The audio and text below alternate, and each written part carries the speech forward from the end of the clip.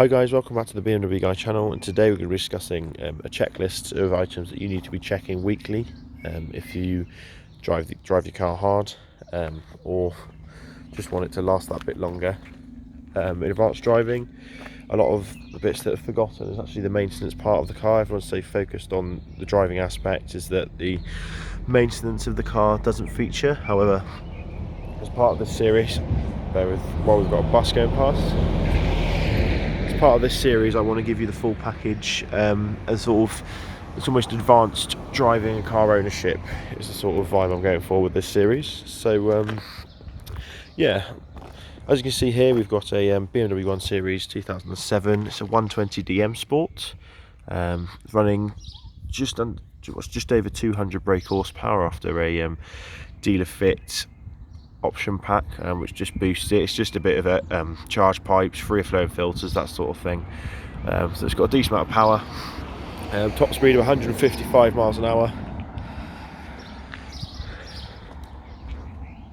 And yeah, so it's not a bad little car to practice advanced driving and stuff like that. Great handling car with the M Sport suspension. Nice fat tyres at the back as well. So yeah, that's a brief intro of the car. Now we'll get into the list of things that you should be checking regularly to not only maintain your car correctly, but also so that you could drive safely at speed without risking yourself or anyone else. So the first thing we'll be checking is lights. So obviously we want to be checking headlights, indicators, everything like that, brake lights as well. These are vital parts of the car, especially if you're driving at speed. You want people to see you. You want good visibility during the night, and also you want to be able to see. You want people to be able to see when you're braking, because if you're braking heavily and you've got no brake lights, people aren't going to realise, and they're probably going to end up in the back of you. So that's step one. The next one is tyre pressures. These tyres are Michelin Pilot Super Sports. They're quite a soft compound. And as you can see, they're quite low profile at 35 profile, which means that they're very sensitive to pressures. If the pressure is too low, it can impact their performance and damage your tyres. For example, if it's too low, they will wear more prematurely around the edges, on the outside edge here and the inside edge. And if they're too high, then the tyres will wear more prematurely in the centre because they're starting to bulge. And also this can massively affect your grip levels when driving hard. Overinflated tyres can actually lead to tyre blowouts when driving at speeds, especially because as you drive fast and the tyres heat up, the pressures within them increase, which can lead to a burst in the tyre, which at high speed is not something that you really want. And it's the same with the front here. These aren't the same tyre as the rear. These are a much more rain orientated tyre to allow better traction within the rain. I've put the sticky tyres on the back because obviously it's rear wheel drive, and these tyres are much more general purpose, better suited to turning and braking. So yeah, basically we just want to keep on top of these tyre pressures.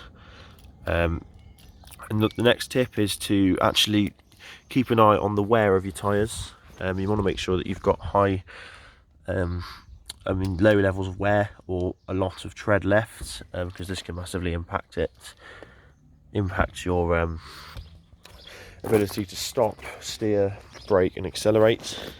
And it's fairly simple things. Next we'll be looking at the braking system. Performance driving, you require a lot of braking, and we want to be checking brake pads, and you can pretty much do this by just looking in there and seeing, look, there's plenty of pad on the disc. You also be checking for lips on the disc and to make sure there's enough thing here. There's a slight lip on these discs, but it's not enough to make me worried yet. And obviously performance driving is going to be accelerating the wear on these components. As we check the rears here, these are much less lit than the other ones, but both of them are okay at the moment. they're probably something that I would be looking to change soon. And in terms of the braking system, we also want to be making sure that we're on top of our servicing for the brake fluid, making sure that it's the correct condition, as poor braking fluid can actually decrease the performance of our braking system. Next, we just want to be looking at the engine. So I'm just going to pop the bonnet here.